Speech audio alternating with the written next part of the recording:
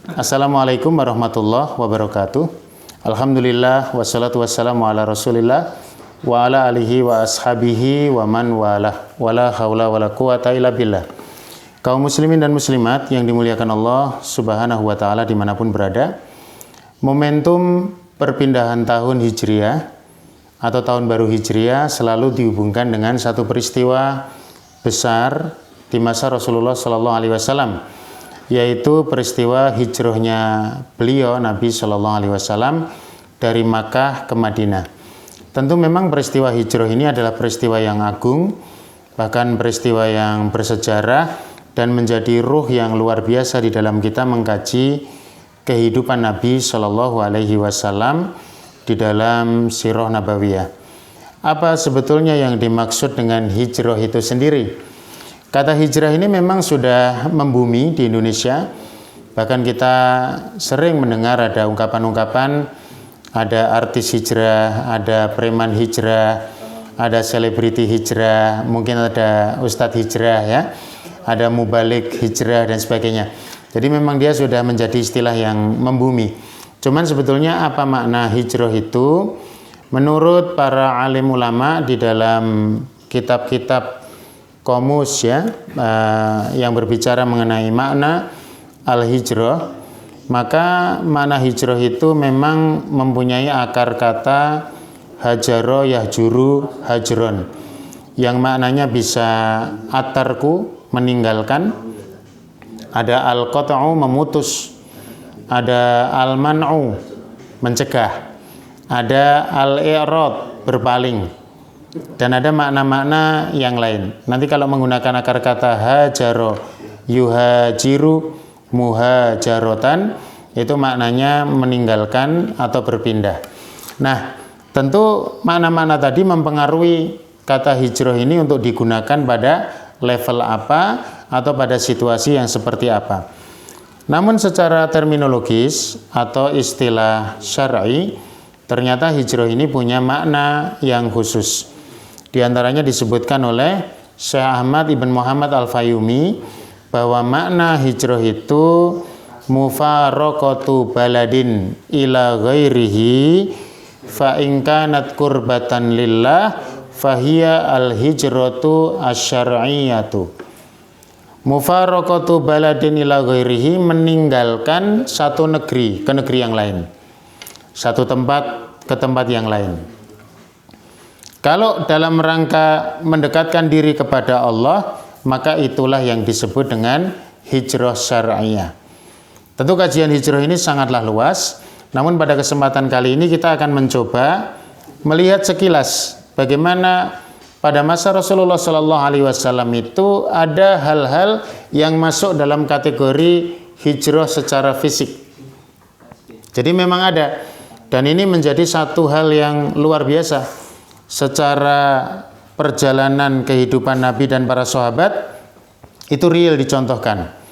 Hijrahnya para sahabat dari Makkah ke Ethiopia atau ke Habasyah untuk mendapatkan suaka dari Raja Nasrani yang bernama Najasyi. Kemudian hijrahnya Nabi Shallallahu Alaihi Wasallam dan para sahabatnya dengan gelombang perjalanannya dari Makkah ke Madinah. Kemudian ada nanti hijrahnya kabilah-kabilah di sekitar Arab yang mereka datang ke Madinah untuk belajar kepada Nabi Shallallahu Alaihi Wasallam beberapa saat. Kemudian mereka kembali kepada kaumnya untuk memberikan pengajaran kepada mereka.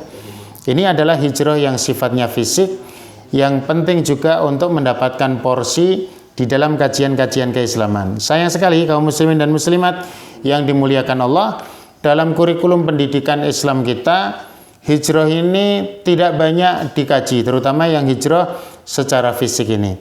Meskipun kita juga ada kajian-kajian yang menyebut bahwa hijrah secara non-fisik atau hijrah secara maknawi, tidak berhijrah secara fisik ya, diri tidak ikut berhijrah, jasmaninya tidak ikut berhijrah, atau hijrah secara psikisnya, niatnya dan sebagainya, itu juga ada referensinya di dalam syariat Islam.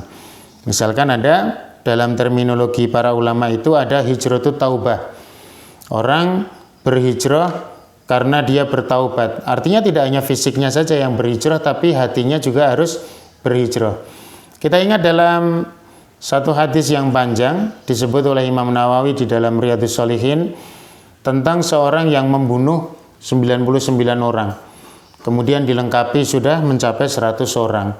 Dan dia pengen bertobat, ternyata jalan tobatnya selain betul-betul hatinya memang bertobat, maka dia harus hijrah meninggalkan tempat tinggalnya yang lama untuk menuju kepada tempat tinggal yang baru.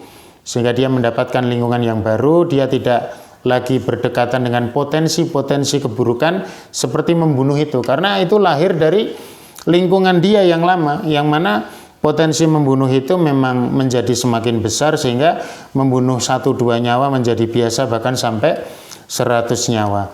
Meskipun dalam perjalanannya dia belum mencapai tempat yang baru, sudah Allah wafatkan. Nah ini kan orangnya belum sampai ke tempat hijrah yang baru, tetapi niatnya yang kuat. Indikatornya apa? Ketika diukur oleh malaikat rahmat dan malaikat azab, itu kan mana nanti kalau lebih dekat ke tempat hijrahnya berarti dia sudah betul-betul berhijrah. Tapi kalau masih dekat dengan tempatnya yang semula, berarti kan dia masih dekat dengan tempatnya yang awal. Ternyata setelah diukur jaraknya sama. Akhirnya indikatornya dilihat dari apa? Kemana kepalanya noleh. Nah ini penting ya. Jadi kalau kita jalan-jalan itu nolehnya harus kepada jalan yang benar itu. Karena yang dijadikan acuan itu nolehnya ternyata ke tempat yang baru. Berarti orang ini memang betul-betul sudah meniatkan dirinya untuk hijratu taubah. Maka kaum muslimin dan muslimat yang dimuliakan Allah Subhanahu wa taala, bahwa momentum pergantian tahun Hijriah itu bolehlah kita jadikan sebagai satu momen untuk kita berhijrah. Kita meneladani hijrah Nabi dan para sahabat secara fisik. Karena kita paham betul hijrah secara fisik itu tidak akan terjadi kalau tidak ada niatan yang kuat. Meskipun bisa jadi orang berhijrah fisiknya tapi non fisiknya belum berhijrah. Faman kanat hijratuhu ilallahi wa rasulihi fa hijratuhu ilallahi wa rasulihi.